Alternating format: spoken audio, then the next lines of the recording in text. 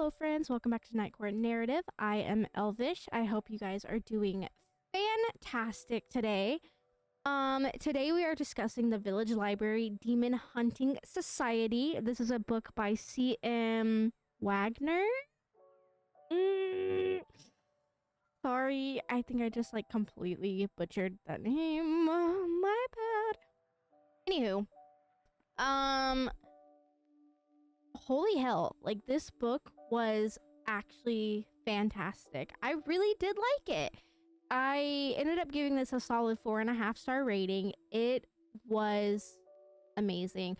I do, however, think the ending was a little bit anticlimactic, so that did kind of shave off half a point, but everything up until the last maybe 3 chapters was absolutely amazing. I do think with the way that the book ended though, and this is just me and the way I felt, and then obviously just me being completely honest, I feel like the author just had nowhere else to go. They had no thought out ending for the book, so they kind of just threw everything on paper and then called it a day, and that is okay. You know, I can see how writing might be difficult, or actually really is difficult. So I'm not necessarily shaming the author for that. The ending being anticlimactic didn't ruin the book as a whole. It just kind of left me with more questions, if I'm being honest with you. Just kind of, but not bad questions. It just left me with wanting to know more, or possibly seeing if this would ever be set up to have a sequel in the future. But I'm rambling as always because it's me. Why would I not ramble? But pretty much long story short, super quick summary. We have Sherry. She is a librarian. She's concerned with raising body counts in her quaint little town. A lot of people are coming up dead. So she becomes convinced that whatever is causing the deaths is unnatural. When someone close to her ends up dead, and obviously, let's add something weird to the mix, her cat, Lord Thomas, becomes possessed by an ancient demon. Sherry begins to think that she needs an exorcist. The Demon Hunting Society is now created. It's consisting of a few friends and the town's new priest. We have Father Barry, Janine, Charlotte, and of course, Sherry herself. Yeah, that's literally it. She goes around and she plays detective, trying to figure out what is going on. We have a lot of possessions. In my personal opinion though, the possessions, judging by the ending of the book, the possessions had no rhyme or reason to be in the book. It was just fun. It was quirky. It was a nice additive. But in my personal opinion, none of it was answered. So I don't know why, because even at one point the sheriff ended up getting possessed, so much to the point where Father Barry didn't have to, but he escorted Sherry around to her next suspect, and they asked around the neighborhood and did all that stuff. But ultimately, the book never did really, for me personally, the book never answered why everyone was getting possessed and why her cat was an old ancient demon. He was pretty chill, don't get me wrong. He was chill, he was funny. But the book never really shed light on why everyone was getting possessed by demons. And I don't understand. I'm still kind of confused on why that was even necessary for this book, but I'm very glad that it was. Now, I know it sounds like I'm shitting on this book. I am not. I promise. I promise. This book was fantastic. I really loved it. This book was one of the books where you can easily shut your brain off and just vibe out. It was so very well written. It was a super, super cozy, supernatural, I want to say thriller? Was this book a thriller? I think it was a comedic thriller, because it did have some thrilling aspects to it, but it wasn't full on horror, if that makes sense. But it was kind of a supernatural, cozy, fallish vibe, thriller-ish We did have some very light action. There were some emotional parts in the book. The humor in this book was amazing. It sounds like, and I'm gonna be so mean. This is gonna be so mean. I am so sorry. Please forgive me. I should have done my research before. The writing sounds like the author is semi-middle aged. I am sorry if you are not. Oh my god, please don't hate me. But I'm saying that in the best way possible. The writing style sounds like the author is middle-aged, so we get a lot of oldish slang. We get a lot of stuff where, like, I'm working on 31. Like, for example, my mom is, I believe, in her 60s now, and there are some phrases and everything that I've heard my mom say my entire life. So it was very cozy in that aspect. It felt very close to home in a way, but it wasn't very modernized. I know we have a lot of Instagram talk at the very end of the book, which is kind of funny because now I'm curious. Let me see when this book was published, because Instagram stopped being popular like 20 years ago. I'm just kidding. Oh, it was actually published September of 2024, and we still use Instagram in 2024? That is shocking. I don't believe that one bit. But no, I really, really enjoyed it. Let me see. Oh, no, the author is not, in fact, middle-aged. I am so sorry. Oh, canceled already. I'm sorry. I'm sorry. But this book was fantastic. It was super, super cozy. I know that I've said that a lot. I'm not gonna lie, I have shit on books a lot for side characters. I say it every episode, and I know y'all are tired of it, but there are new people that have not seen, like, old videos. I wholeheartedly feel that not a lot of people can write side characters well, and I really think that authors attempt to, but then they fall flat, and they have no depth or dynamic to any of their characters. But I really think that this one was one of the books that was done very, very well. I really did like it. Sherry was a very well-defined main character. She was very delightful. All of the other main character, or I guess side characters, you could literally tell them apart without even question. This book also was written very, very well. I feel like recently, and I think I said this in the last video maybe, but authors are getting way too comfortable on calling the reader dumb in a very nonchalant way. I understand, like, not saying this about this one, but I'm like, a lot of authors write in third person and they have to literally hold the reader's hand to explain their horribly written characters, and this book was not that. Like, this book, you could literally tell every character apart from one another, and every character had their own type of monologue, their own phrases, their own complexity to them. Everything was very, very well done. Let me see.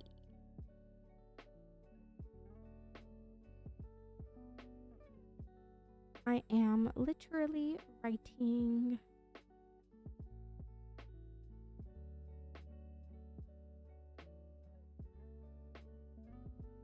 You know, I just had to Google it too. I never like pause recordings or anything, but I actually had to Google it. I actually don't know what writing, like, POV this book was in.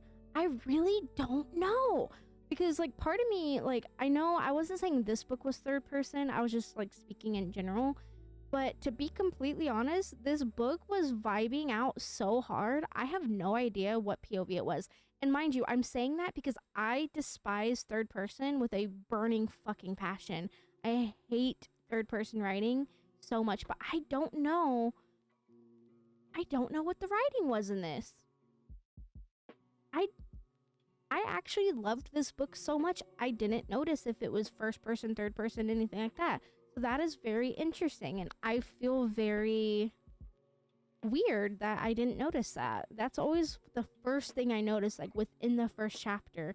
And I'm unsure. Wow. Okay. Well, I guess some of the few things, because this book wasn't really the longest, so there really is not a lot to talk about. I think I mentioned it before, but I did find this book absolutely hilarious. The demon cat and Sherry together, they are hoots. They are insanely funny.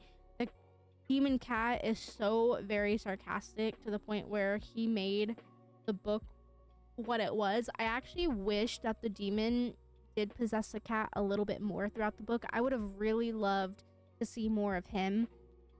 I also really love how Sherry became like uneasy around her cat, never knowing if it was her cat or the demon.